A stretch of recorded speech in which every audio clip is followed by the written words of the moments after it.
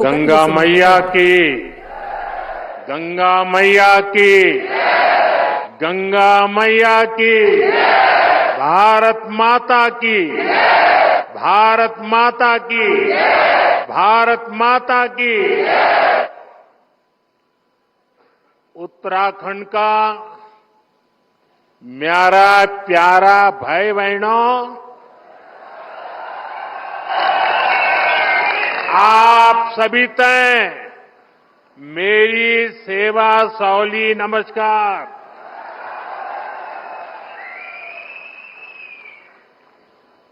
यहां के ऊर्जावान मुख्यमंत्री मेरे छोटे भाई पुष्कर सिंह धामी जी, केंद्रीय मंत्री श्री अजय टम्टा जी, राज्य के मंत्री सतपाल महाराज जी, संसद में मेरे साथी और भारतीय जनता पार्टी के प्रदेश अध्यक्ष महेंद्र भट्ट जी, संसद में मेरे साथी माला राज्य लक्ष्मी जी, विधायक सुरेश चौहान जी, सभी गणमान्य लोग, भाइयों और बहनों, सबसे पहले मैं माणा गांव में कुछ दिन पहले जो हादसा हुआ है उस पर अपना दुख व्यक्त करता हूं। मैं हादसे में जान गंवाने वाले साथियों के परिवारों के प्रति अपनी संवेदना प्रकट करता हूं। संकट की घड़ी में देश के लोगों ने जो एकजुटता दिखाई है उससे पीड़ित परिवारों को बहुत हौसला मिला है। साथियों, उत्तराखंड की ये भूमि, हमारी ये देवभूमि आध्यात्मिक ऊर्जा से ओतप्रोत है। चार धाम और अनंत तीर्थों का आशीर्वाद, जीवनदायिनी मां गंगा का ये शीतकालीन गद्दी स्थल आज एक बार फिर यहां आकर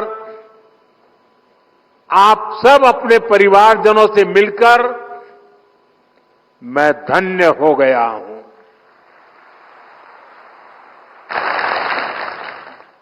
मां गंगा की कृपा से ही मुझे दशकों तक उत्तराखंड की सेवा का सौभाग्य मिला है। मैं मानता हूं उन्हीं के आशीर्वाद से मैं काशी तक पहुंचा और अब सांसद के रूप में काशी की सेवा कर रहा हूं। और इसलिए मैंने काशी में कहा भी था, मुझे मां गंगा ने बुलाया है। और कुछ महीने पहले मुझे ये भी अनुभूति हुई कि जैसे मां गंगा ने मुझे अब गोद ले लिया है, ये मां गंगा की ही दुलार है। अपने इस बच्चे के प्रति उनका स्नेह है कि आज मैं उनके मायके मुखवा गांव आया हूं।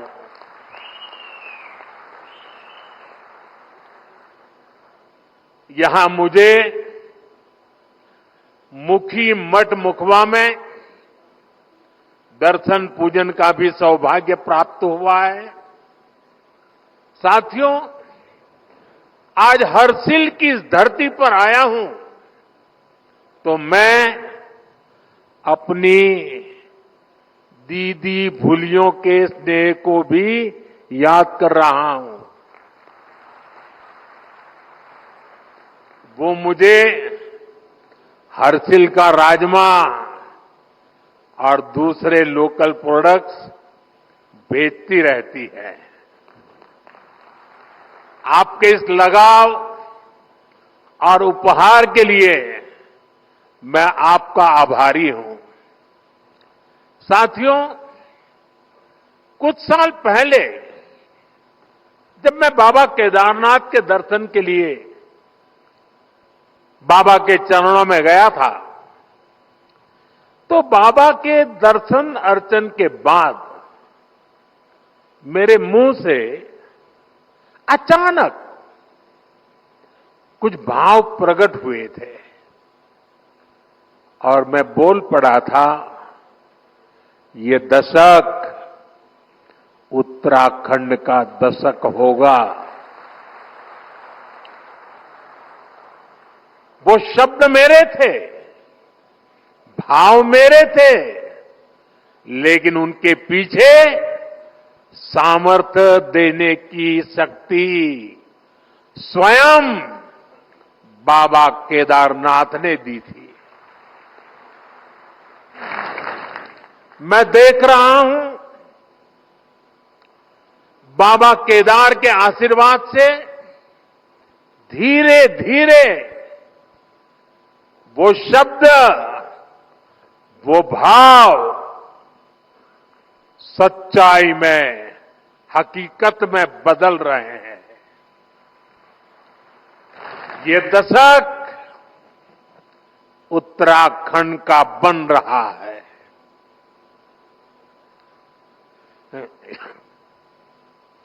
यहां उत्तराखंड की प्रगति के लिए नए नए रास्ते खुल रहे हैं। जिन आकांक्षाओं को लेकर उत्तराखंड का जन्म हुआ था, उत्तराखंड के विकास के लिए जो संकल्प हमने लिए थे, नीत नई सफलताओं और नए लक्ष्यों की ओर बढ़ते हुए वो संकल्प आज पूरे हो रहे हैं। इसी दिशा में शीतकालीन पर्यटन एक और बड़ा महत्वपूर्ण बड़ा कदम है। इसके माध्यम से उत्तराखंड के आर्थिक सामर्थ्य को साकार करने में बहुत बड़ी मदद मिलेगी। मैं इस अभिनव प्रयास के लिए धामी जी को, उत्तराखंड सरकार को बहुत बहुत बधाई देता हूं और उत्तराखंड की प्रगति के लिए कामना करता हूं। साथियों, अपने टूरिज्म सेक्टर को डायवर्सिफाई करना, 12 मासी बनाना, 365 दिन,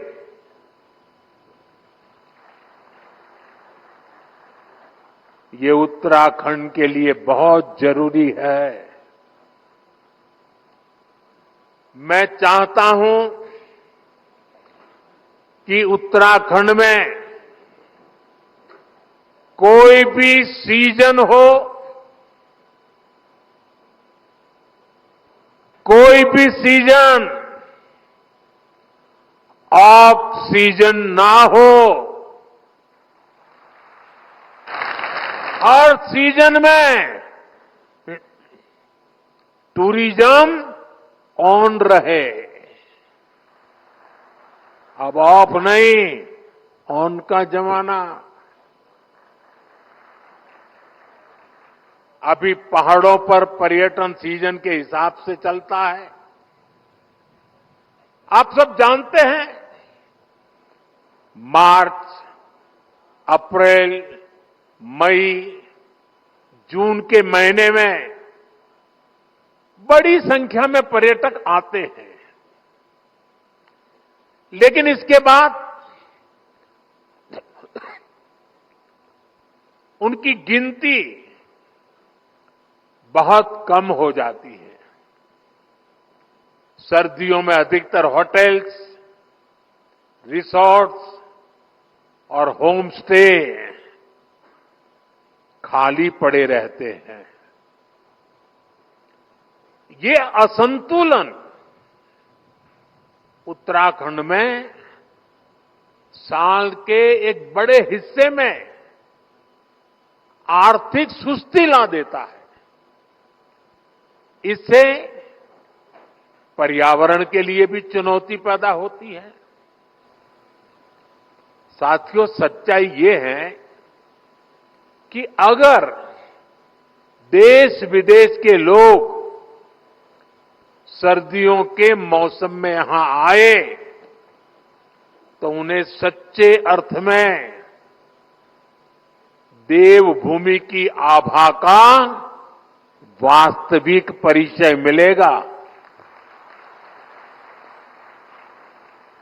विंटर टूरिज्म में यहां लोगों को ट्रैकिंग, स्कीइंग जैसी एक्टिविटीज का रोमांच सचमुच में रोमांचित कर देगा। धार्मिक यात्रा के लिए भी उत्तराखंड में सर्दियों का समय बेहद खास होता है। कई तीर्थ स्थलों पर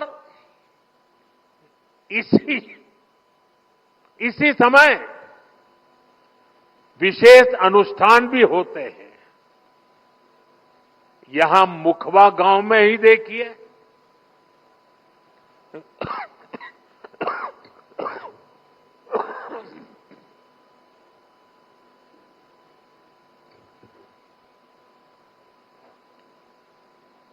यहां जो धार्मिक अनुष्ठान किया जाता है वो हमारी प्राचीन और अद्भुत परंपरा का हिस्सा है। इसलिए उत्तराखंड सरकार का 12 मासी पर्यटन का विजन, 365 दिन के पर्यटन का विजन लोगों को दिव्य अनुभूतियों से जुड़ने का अवसर देगा। इससे यहां साल भर उपलब्ध रहने वाले रोजगार के अवसर विकसित होंगे। इसका बड़ा फायदा उत्तराखंड के स्थानीय लोगों को होगा, यहां के युवाओं को होगा। साथियों, उत्तराखंड को विकसित राज्य बनाने के लिए हमारी डबल इंजन सरकार मिलकर काम कर रही है। 4 धाम ऑल वेदर रोड, आधुनिक एक्सप्रेसवे, राज्य में रेलवे, विमान और हेलीकॉप्टर सेवाओं का विस्तार 10 वर्षों में उत्तराखंड में तेजी से विकास हुआ है। अभी कल ही उत्तराखंड के लिए केंद्र सरकार ने बहुत बड़े निर्णय लिए हैं। कल केंद्रीय कैबिनेट ने केदारनाथ रोपवे प्रोजेक्ट और हेमकुंड रोपवे प्रोजेक्ट को मंजूरी दे दी है। केदारनाथ रोपवे बनने के बाद जो यात्रा 8 से 9 घंटे में पूरी होती है, अब उसे लगभग 30 मिनट में पूरा किया जाएगा। इससे बुजुर्गों, बच्चों, महिलाओं के लिए केदारनाथ यात्रा और सुगम हो जाएगी। इन रोपवे प्रोजेक्ट पर हजारों करोड़ रुपए खर्च किए जाएंगे। मैं उत्तराखंड समेत पूरे देश को इन प्रोजेक्ट्स की बधाई देता हूं। साथियों, आज पहाड़ों पर eco log huts, convention centre, helipad infrastructure पर फोकस भी किया जा रहा है। उत्तराखंड के टिम्मर साइण महादेव, माणा गांव, जादून गांव में टूरिज्म इंफ्रास्ट्रक्चर नए सिरे से विकसित हो रहा है। और देशवासियों को पता होगा, शायद नहीं होगा, 1962 में जब चाइना ने भारत पर आक्रमण किया, तभी हमारा जादू गांव को खाली करवा दिया गया था। ये हमारे 2 गांव खाली कर दिए गए थे। 60-70 साल हो गए, लोग भूल गए। हम नहीं भूल सकते। हमने उन 2 गांवों को फिर से बसाने का अभियान चलाया है और बहुत बड़ा टूरिस्ट डेस्टिनेशन बनाने की दिशा में हम आगे बढ़ रहे हैं। और इसी का परिणाम है कि उत्तराखंड में पर्यटकों की संख्या इस 1 दशक में तेजी से बढ़ी है। 2014 से पहले 4 धाम यात्रा पर हर साल औसतन 18 लाख यात्री आते थे। अब हर साल लगभग 50 लाख तीर्थ यात्री आने लगे हैं। इस साल के बजट में 50 टूरिस्ट डेस्टिनेशंस को विकसित करने का प्रावधान किया गया है। इन डेस्टिनेशंस पर होटलों को इंफ्रास्ट्रक्चर का दर्जा दिया जाएगा। इससे पर्यटकों के लिए सुविधाएं बढ़ेगी और स्थानीय रोजगार को भी बढ़ावा मिलेगा। साथियों, हमारा प्रयास है उत्तराखंड के बॉर्डर वाले इलाकों को भी पर्यटन का विशेष लाभ मिले। पहले सीमावर्ती गांवों को आखिरी गांव कहा जाता था। हमने ये सोच बदल दी। हमने कहा ये आखिरी गांव नहीं है, ये हमारे प्रथम गांव है। उनके विकास के लिए वाइब्रेंट विलेज प्रोग्राम शुरू किया। इस क्षेत्र के भी 10 गांव इस योजना में शामिल किए गए हैं और मुझे बताया गया उस गांव से भी कुछ बंधु आज यहां हमारे सामने मौजूद है। नेलांग और जादून गांव, जिसका मैंने वर्णन किया 62 में क्या हुआ था, फिर से बसाने का काम शुरू किया गया है। आज यहां से जादून के लिए मैंने अभी बाइक रैली को रवाना किया। हमने होम स्टे बनाने वालों को मुद्रा योजना का लाभ देने का ऐलान किया है। उत्तराखंड सरकार भी राज्य में होम स्टे को बढ़ावा देने में जुटी है। जो गांव इतने दशकों तक इंफ्रास्ट्रक्चर से वंचित रहे, वहां नए होम स्टे खुलने से पर्यटन बढ़ रहा है, लोगों की आय बढ़ रही है। साथियों, आज मैं देवभूमि से देश के पूरब, पश्चिम, उत्तर, दक्षिण और मध्य भी हर कोने के लोगों से, खासकर युवा पीढ़ी से और मां गंगा के मायके से, इस पवित्र भूमि से देश की नौजवान पीढ़ी को विशेष रूप से आह्वान कर रहा हूं, आग्रह कर रहा हूं। साथियों, सर्दियों में देश के बड़े हिस्से में जब कोहरा होता है, सूर्यदेव के दर्शन नहीं होते, तब पहाड़ों पर धूप का आनंद मिल रहा होता है। ये एक स्पेशल इवेंट बन सकता है। और गढ़वाली में से क्या कहेंगे? घाम तापो पर्यटन।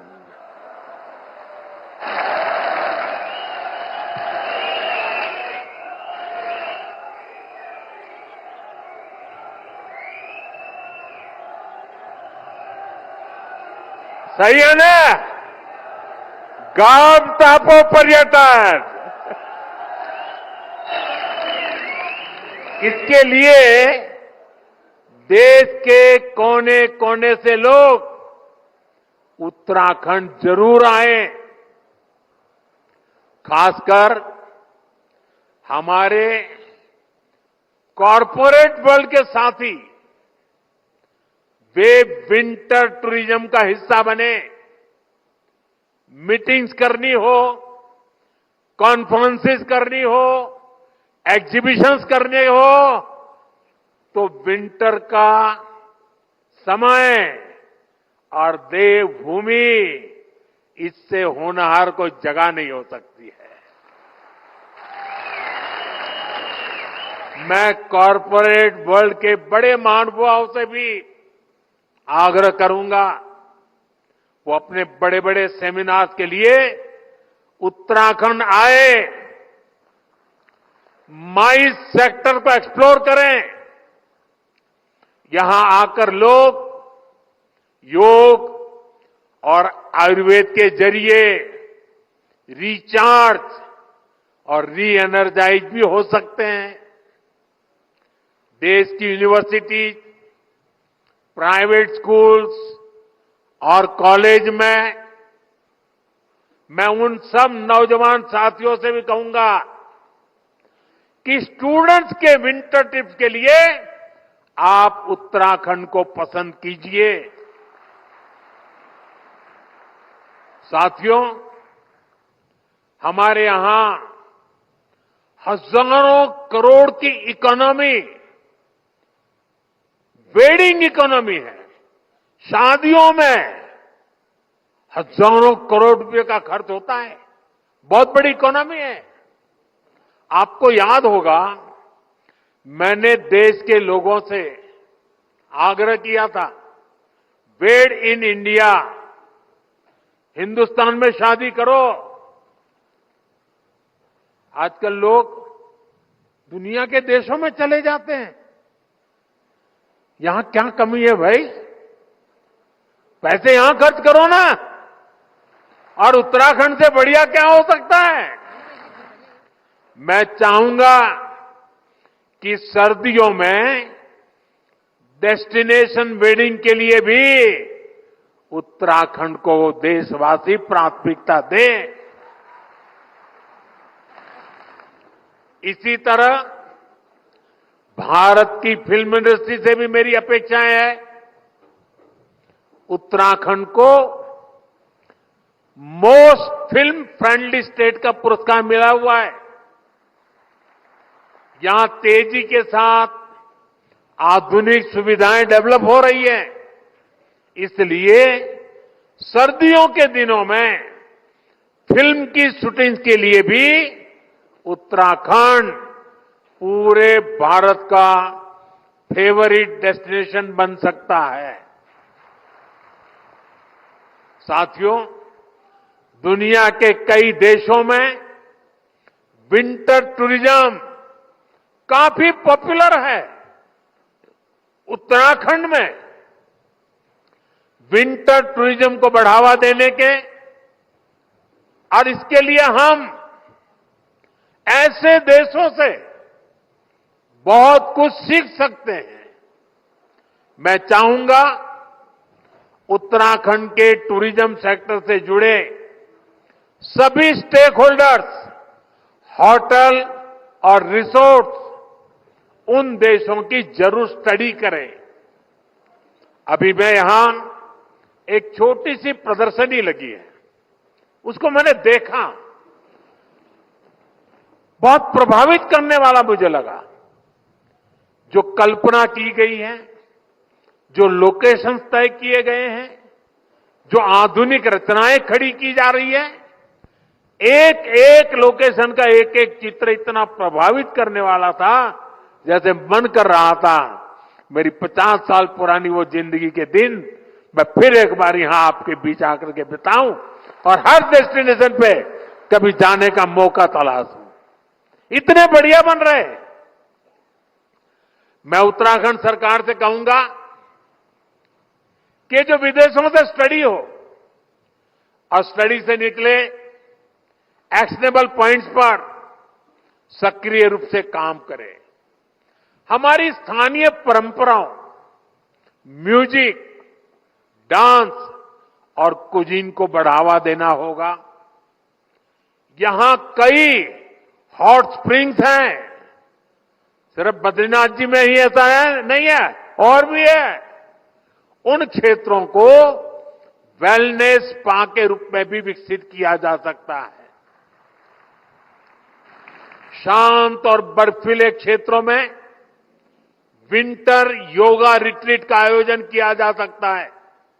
मैं सभी बड़े बड़े साधु महात्माओं को, मठ मंदिर के मठाधिपतियों को, सभी योगाचार्यों को, उनसे भी आग्रह करूंगा कि वे साल में एक योगा कैंप अपने शिष्यों का विंटर में उत्तराखंड में लगाएं। विंटर सीजन के लिए स्पेशल वाइल्ड लाइफ सफारी का आकर्षण उत्तराखंड की विशेष पहचान बन सकता है। यानी हमें 360 डिग्री अप्रोच के साथ आगे बढ़ना होगा, हर स्तर पर काम करना होगा। साथियों, सुविधाओं के विकास के अलावा लोगों तक जानकारी पहुंचाना भी उतना ही अहम होता है। इसके लिए मैं देश के युवा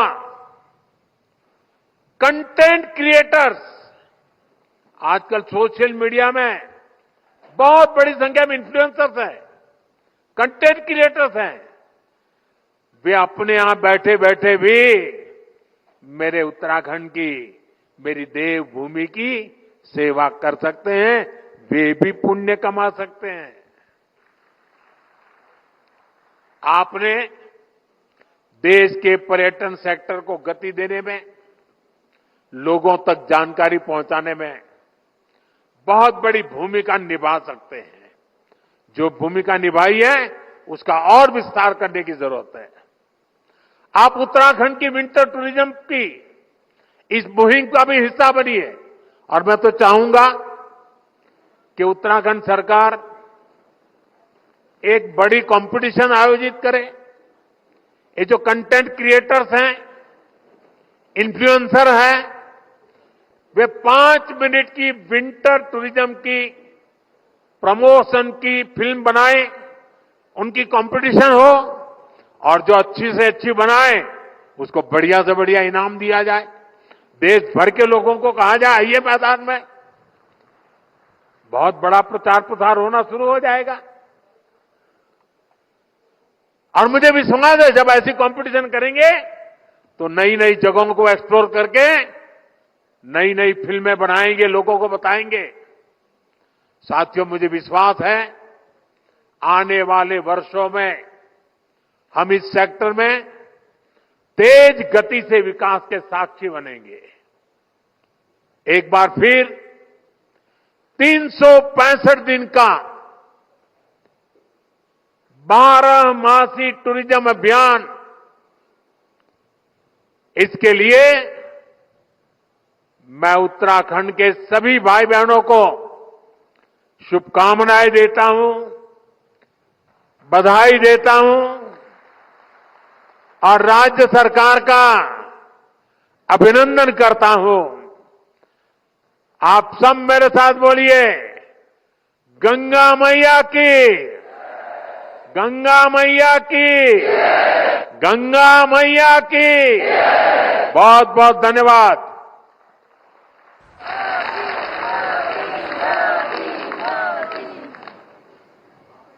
में प्रधानमंत्री मोदी को आप सुन रहे थे। प्रधानमंत्री मोदी ने कहा कि किस तरह से उत्तराखंड का विकास हो सकता है और किस तरह से उत्तराखंड के लोगों की सहभागिता इस विकास में रह सकती है। उन्होंने कहा सरकार अपना काम कर रही है, लेकिन आम लोग भी उत्तराखंड के प्रमोशन के लिए और उत्तराखंड लोग आए इसके लिए वो बहुत कुछ कर